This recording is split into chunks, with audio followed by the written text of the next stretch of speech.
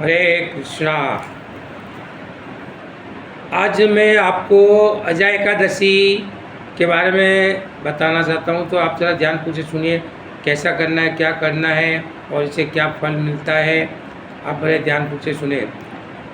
युधिष्ठिर ने पूछा, जनार्दन, अब मैं ये सुनना चाहता हूँ कि भाद्रपद गुजरात महाराष्ट्र के अनुसार श्रावण के मास के कृष्ण पक्ष में कौन सी एकादशी होती है, कृपया बताइए। तो भगवान श्री कृष्ण बोले, राजन, एक चित्तों को सुनो। भाद्रपद मास के कृष्ण पक्ष की एकादशी का नाम अजा है और वह सब पापों का नाश करने वाली बताई गई है। भगवान ऋषिकेश का पूजन करके जो इसका व्रत करता है उसके सारे पाप नष्ट हो जाते हैं।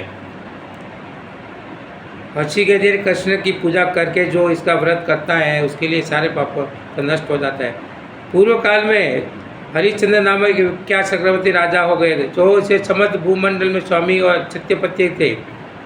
हरिश्चंद्र राजा सत्यवादी थे।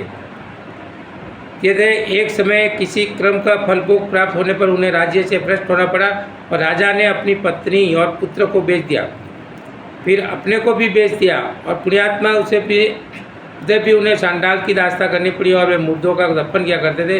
इतने पर भी हरिश्चंद्र सत्य से विचलित नहीं हुए।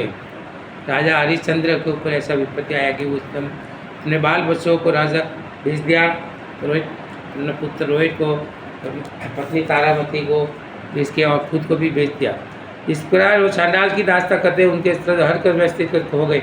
इससे राजा को बड़ी चिंता हुई। वे अत्यंत दुखी होकर सोचने लगे, क्या करूं, कहाँ जाऊं, कैसा मेरा उद्धार होगा। इस प्रकार चिंता करते हुए वे शोक के समुद्र में डूब गए।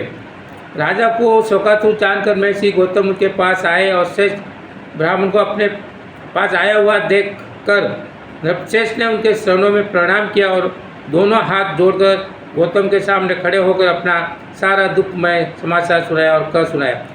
राजा की बात सुनकर गौतम ने कहा, राजन, भादों के कृष्ण पक्ष में अत्यंत कल्याणमयी राजा नाम की एक दीक्षा रही और जो पुण्य प्राप्त करने वाली, प्रदान करने वाली, इसका व्रत करो।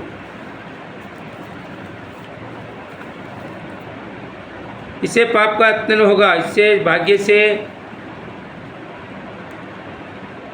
आज के 7वें दिन एकादशी के उस दिन का उपवास करके रात में जागरण करना चाहिए। ऐसा कर महर्षि गौतम मंत्राकृत हो गए और मुनि की बात सुनकर राजा हरिश्चंद्र ने उस उत्तम व्रत का अनुनाश किया और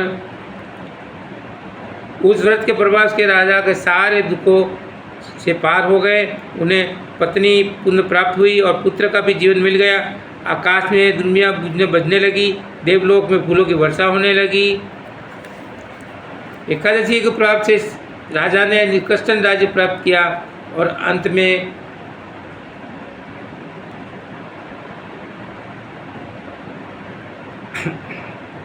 प्राप्त किया और अंत में पूर्वजन तथा परिजनों के साथ सर्वलोक सुख प्राप्त हो गए। राजा युधिष्ठिर, जो मनुष्य ऐसा व्रत करते हैं वे सब पापों से मुक्त होकर स्वर्गलोक में जाते हैं। इसके पढ़ने और सुनने से अवसर की में ये कहे कि फल भी मिलता है। हरे कृष्णा।